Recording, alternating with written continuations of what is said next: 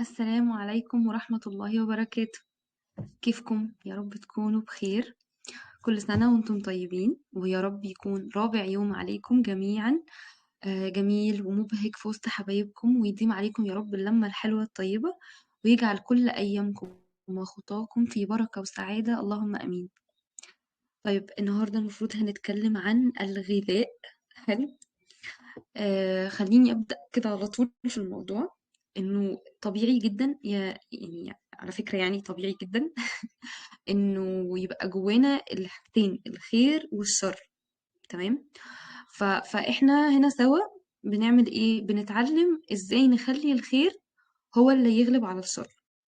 يعني مثلا موضوع النهاردة هو عن الغذاء والأكل الصحي. هل هنا في حد مش عارف المعلومات؟ أكيد كلنا ما شاء الله عندنا كمية وصفات صحية وحاجات بعمل لها سيف وحاجات كتير قوي. بس هتلاقي بقى مين اللي بينفذ؟ قليلين جدا. طيب ومين أصلا اللي بيستمر؟ هتلاقيهم أقل كمان. هل بقى هم كده مش بيحبوا نفسهم ولا عندهم نقص في المعلومات والمعرفة؟ لا خالص. هو كل ما في الموضوع إن هم لسه ما اتعلموش إزاي يتغلبوا على هواهم، وإزاي يخلوا الخير هو اللي يغلب الشر. زي الحسد مثلا. يعني مثلا الحسد ده صفة موجودة جوانا بالفطرة. خلاص. احنا بيبقى نفسنا نبقى في جمال ملكات الجمال وتدين السيدة عائشة وصحة مصارعين السومو وغنى محمد رمضان، ومن كل حاجة أفضل حاجة. وعلى فكرة ده في حد ذاته شعور إيجابي، يعني اسمه الطموح، انت طموح انك توصل لأحسن حاجة. السلبي بقى اللي دخل عليه هو الكمال، ان انا عايز كل حاجه تبقى بيرفكت، او عدم الرضا باللي انا واصل له يعني. تمام. المهم يعني انه الحاجتين السلبيتين دول دي من ألاعيب الشيطان، يعني اللي بيلهيك بيها عن النعم الموجودة حواليك ومعاك، يعني فتبدأ تبص لنعم غيرك. وبرضو لحد الآن ده طبيعي، يعني طبيعي جدا إني أنا عيني تيجي أو أبص لحاجة أنا نفسي فيها. الغلطة فين بقى اللي إحنا مش عارفين نصطادها؟ إني لما أبص أنسى أحمد ربنا على اللي معايا، وأبارك للحاجة اللي عند غيري وأدعي له. ف... فانت مش هتستفيد حاجه لما تقعد توبخ في نفسك انك انت بصيت. لا والله، ده الطبيعي. انت كده على فكره بتسهل على الشيطان المكيده بتاعته. يعني اوسع 3 ابواب للشيطان يدخل بيهم الانسان هو الكبر والحزن واليأس. فانت لما تقعد تكلم نفسك كلام وحش، هو انت كده بتسهله بابين مع في نفس ذات الوقت، حزن ويأس.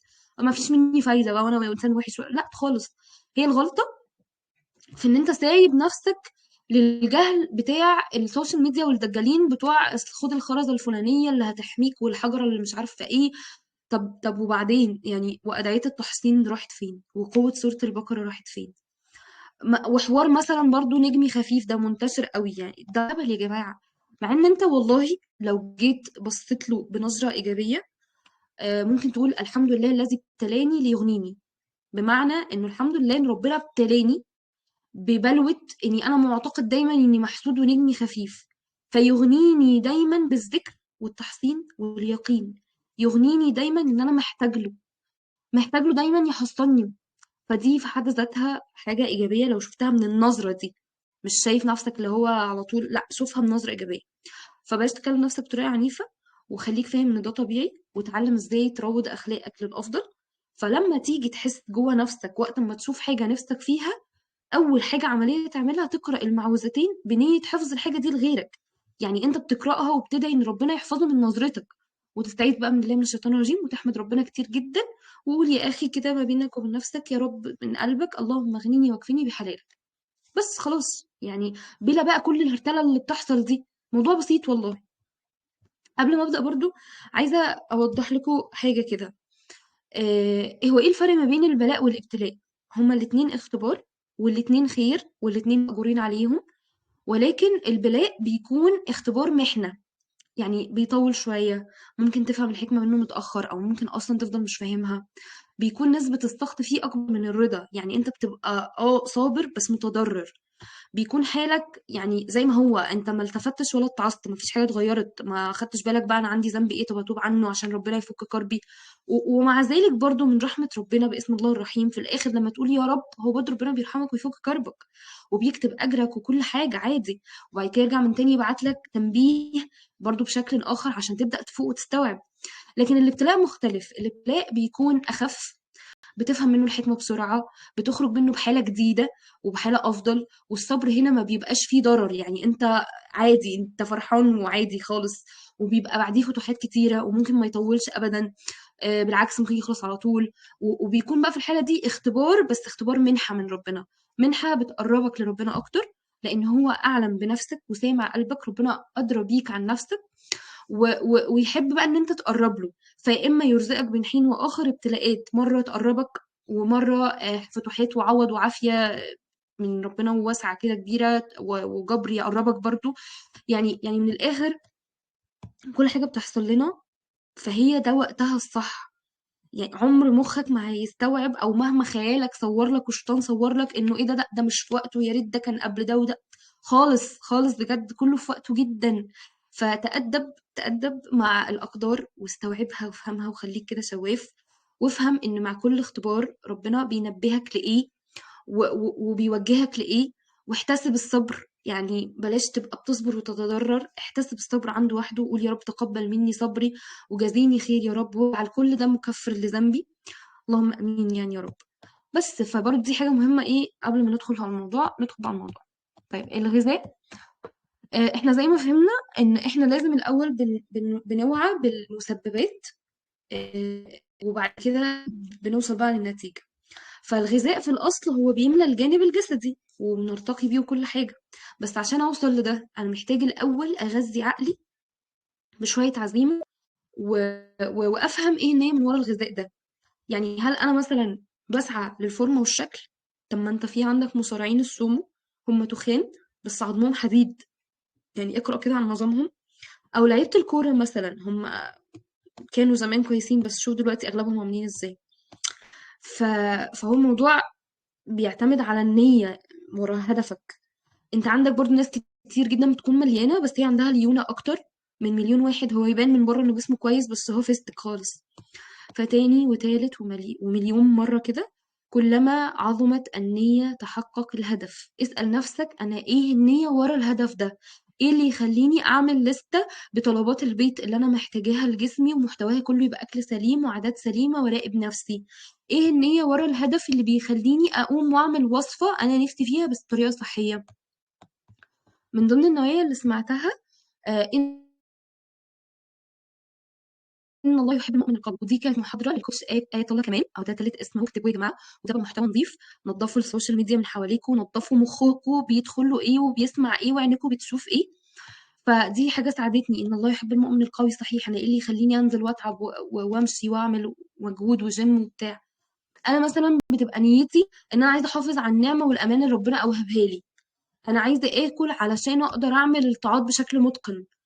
انا عايزه لما اكبر ما احتاجش لحد خالص وابقى بصحتي، وهكذا. فانت لازم مخك يتشرب كويس قوي النيه علشان يساعدك تتحرك ناحيه الهدف ما يعطلكش. ده بقى الفرق ما بين حد عنده مواقف وحد تاني بينفذ فعلا. واللي هيجي بقى يقول اصل الاكل الصحي غالي واصل مش التلاكيك دي، هقول له بعد اذنك لو سمحت نتقابل ان شاء الله بعد رمضان عشان اعرف ارد براحتي.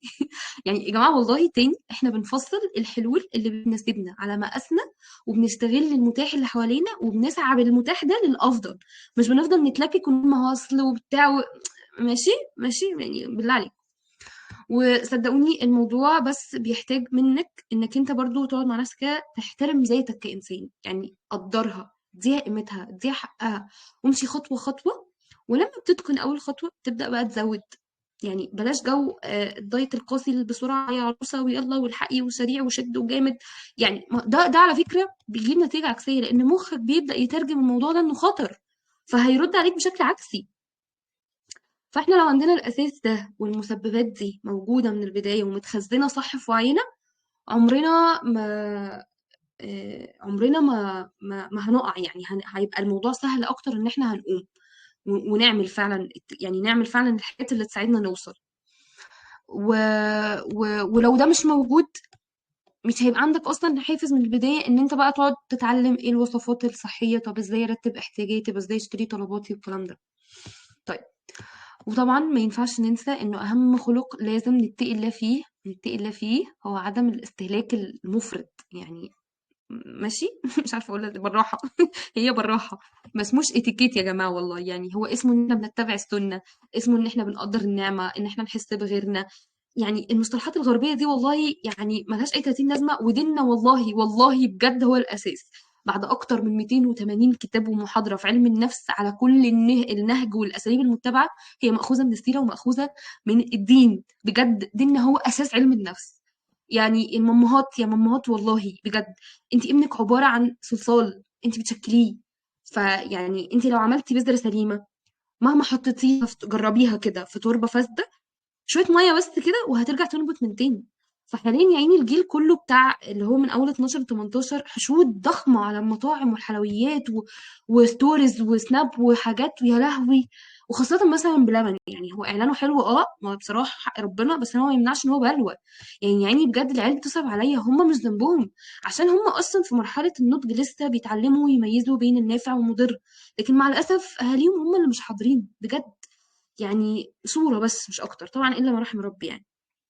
فتاني، لو الأساس موجود صح والوعي بالمسببات وعظّمنا النية، ده بيساعدك إنه مهما ضعفت أنت هترجع تاني وبسرعة، وهترد من تاني وهترجع تركّز على الهدف من تاني، وبأقل زقة وأقل تنبيه هتبدأ تبعد عن اللي بيضرك، وواحدة واحدة كمان فترة الانتكاس بتاعتك هتبقى بتقل جدًا، وبتبقى يعني عارف تتحكم في شهواتك وما تحرمش نفسك من أي حاجة. برضه من ضمن الحاجات اللي لمّست معايا في الموضوع ده مغبون أم مغبوط للدكتورة عبير حسنين، يعني برضه تابعوها، بتقدم محتوى عن الغذا حلو جدًا.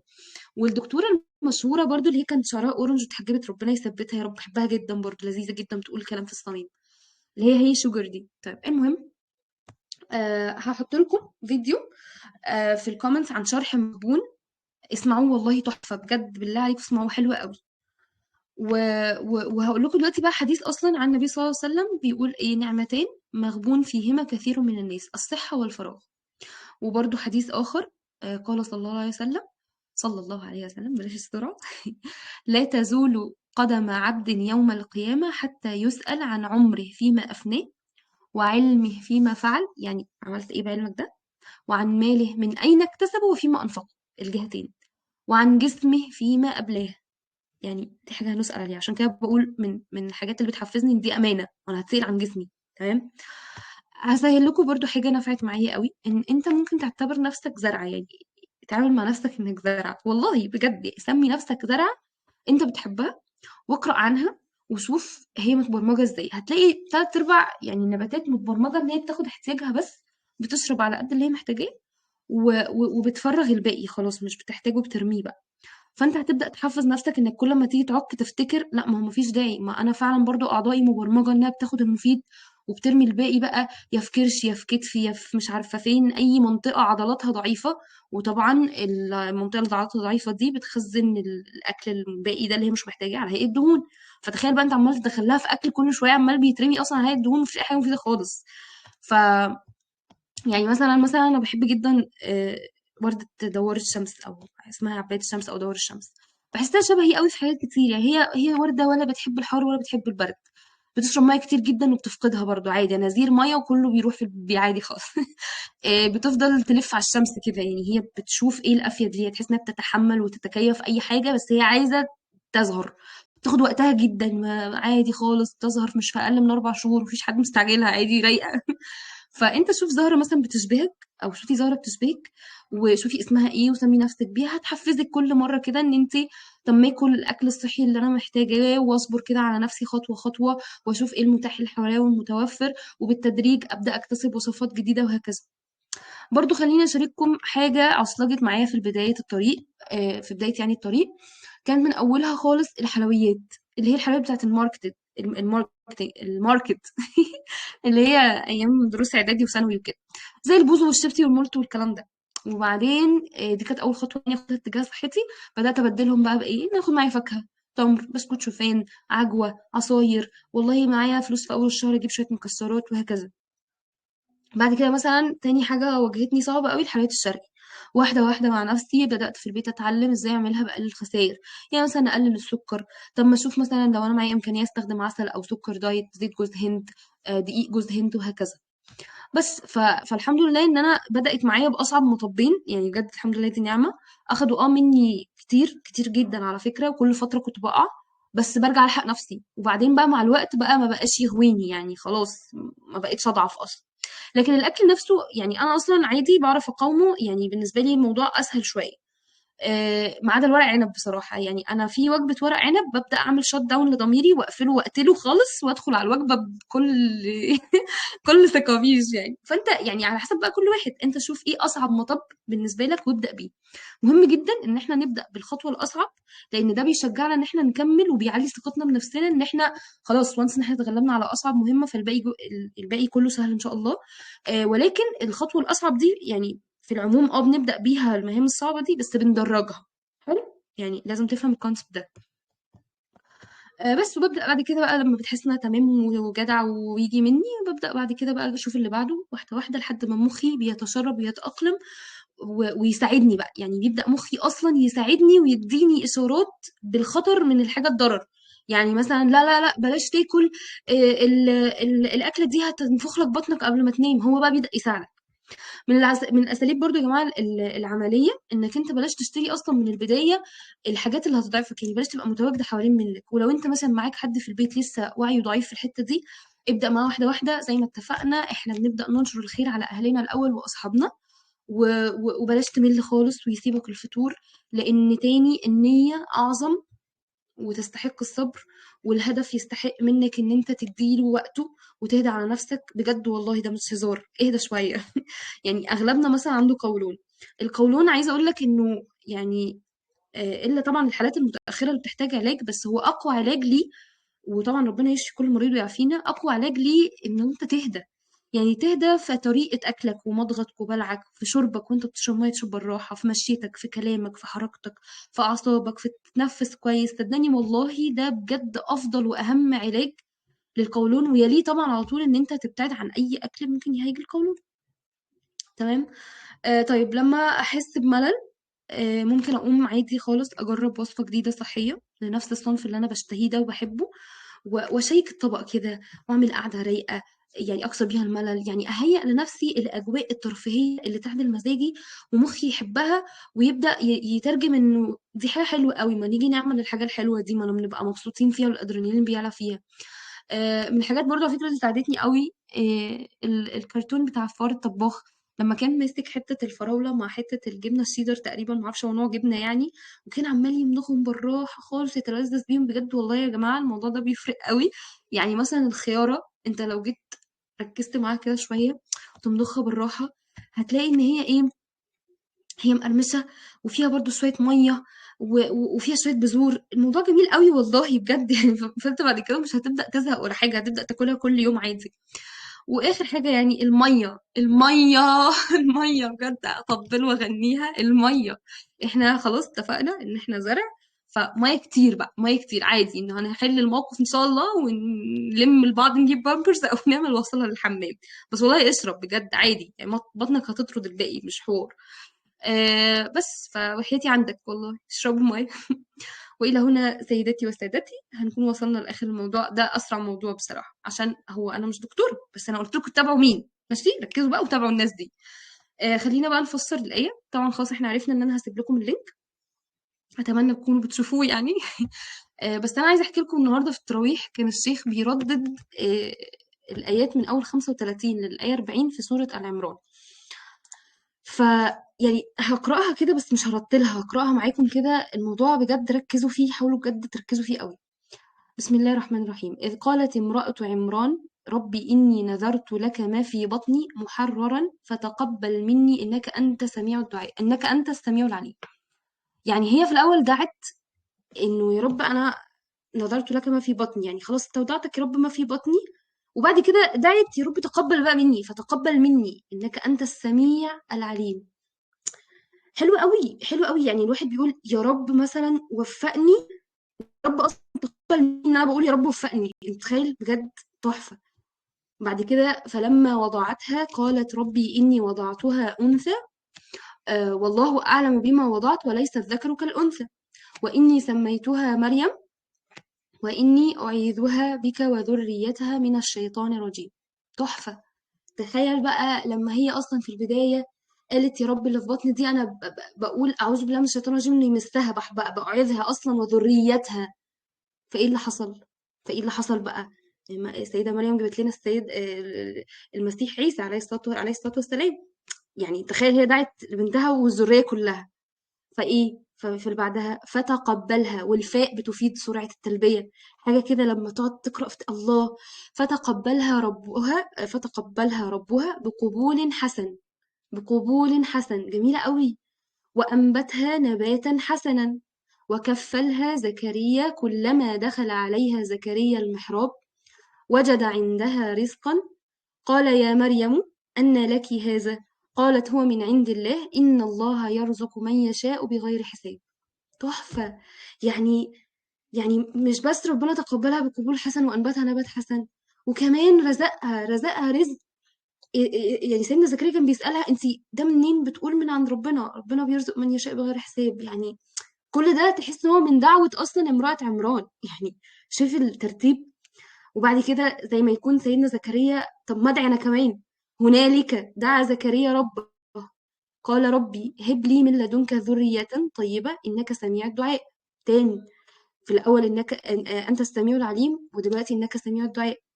فنادته الملائكة، تاني الفاء، وهو قائم يصلي في المحراب أن الله يبشرك بيحيى مصدقا بكلمة من الله وسيدا وحصورا ونبيا من الصالحين. ده سيدنا يحيى ابن سيدنا زكريا، وفي صلة قرابة هشرحها لكم. قال ربي أن يكون لي غلام وقد بلغني الكبر وامرأتي عاقر. قال كذلك الله يفعل ما يشاء. ما فيش موانع يعني. ما فيش باللوجيك، ما بتتحسبش باللوجيك. يعني كان في بوست كده منتشر ان هو بيحسب الصدقة أضعافها ازاي. منتشر كده. هو الراجل نيته حلوة وبيشجع وبيتكلم بلغة العصر يعني دلوقتي. بس هي للأسف مش صح يعني. هي ما بتتحسبش كده، ما بتتحسبش من المنطق، ما بتتحسبش بالورقة والقلم. عادي، امرأته عاقر وهو الراجل كبير، يعني سيدنا زكريا كبير. ازاي هيخلف؟ مش منطقي. بس ايه، الله يفعل ما يشاء. حلو. طب انا مش برتل تاني عشان بس ما يجيليش كومنتس ايه انه انا مش برتل، انا بقرا بحاول بس اشرح. طيب ايه بقى النسل اللي بنشرحه؟ انه المفروض انه مامة ستنا مريم اسمها حنة بنت فقودة ابن قابيل، واختها إيشاع بنت فقودة بنت ابن قابيل. حلو. فاحنا عندنا خلاص حنة وإيشاع. حنة مامة مريم. طب إيشاع دي مين؟ دي مرات سيدنا زكريا، دي امرأة سيدنا زكريا. طيب سيدتنا مريم جابت آه، آه، السيد المسيح عيسى عليه السلام. وامرأة زكريا وسيدنا زكريا اللي هي إشاع جابت مين؟ جابت سيدنا يحيى. فهم ليهم صلة قرابة، يعني زي ما يكون ولاد خالة كده. حلو. انت برضو ممكن تدخل سيرش هتلاقي الموضوع، لو ما فهمتش مني يعني ممكن تفهمه. يعني انا اوريدي بقراه حاليا من السيرش. برضو من الكلمات اللي وقفت معايا يعني ايه محررا. يعني ايه لما قالت اني نذرت لك ما في بطني محررا؟ يعني خالصا مفرغا للعبادة ولخدمة بيت المقدس. دي من الحاجات اللي لقيتها برضو في التفسير. بجد الشيخ الله يبارك له الله يبارك له، هو بيقرأها الواحد يعني حاسس ان هو تاه، ولا كأنه أول مرة بيسمعها. يعني ايه ده؟ ف يعني يا رب ربنا يتقبل. المهم بقى خلينا ندخل للحديث عشان نخلص من الحلقة دي، عشان ايه ما اطولش عليكم. حديث عن الحمد. باب الحمد. بيقول ايه بقى؟ عن أنس رضي الله عنه قال: قال رسول الله صلى الله عليه وسلم: إن الله ليرضى عن العبد يأكل الأكل فيحمده عليها. يعني عشان ننول رضا ربنا إن إحنا بعد الأكلة بنحمد ربنا. ويشرب ويشرب الشربة فيحمده عليها، وبعد المية بنحمد عليها. رواه مسلم. طب هل معنى الحديث بس إن أنا بعد الأكل أقول الحمد لله وبعد الشرب أقول الحمد لله؟ لا. يعني ربنا ما بين السطور إنه ما بالك بقى في أقل حاجة أنت بتحمد ربنا. يعني في أقل حاجة كده في يومك اللي هو بتعملها في اليوم فوق ال 800 ألف مرة كده وأنت بتشرب وبتاكل وبتحمد ربنا. فأكيد في الحاجات الأكتر، نعمة البصر، نعمة السمع، نعمة الصحة، نعمة الشغل، نعمة البيت، نعمة الأهل، النعم دي كلها. ف عايز ربنا يعني يحفظ لك النعم دي و... ويقيك شر مصارع السوء أو يقيك شر فواجع الأقدار، ما تبطلش تحمد ربنا، ما تنساش. عايز الشيطان يبعد عنك ويوسوس لك ويبص لغيرك ويحسسك بعدم الرضا وما تبقاش بتحسد ولا يبقى في قلبك أي ذرة حقد تجاه أي حد، احمد ربنا على الموجود. وزي ما قلنا ده شعور طبيعي حسيت بيه، احمد ربنا على اللي عندك، ادعي لنفسك ربنا يغنيك ويكفيك بالحلال، واقرأ المعوذتين واستعيذ من الشيطان بنية ان ربنا يحفظ الحاجة اللي عند غيرك دي من نصرتك انت من نفسك. بس كده. والسلام عليكم ورحمة الله وبركاته. وعليكم السلام ورحمة الله وبركاته. باي باي.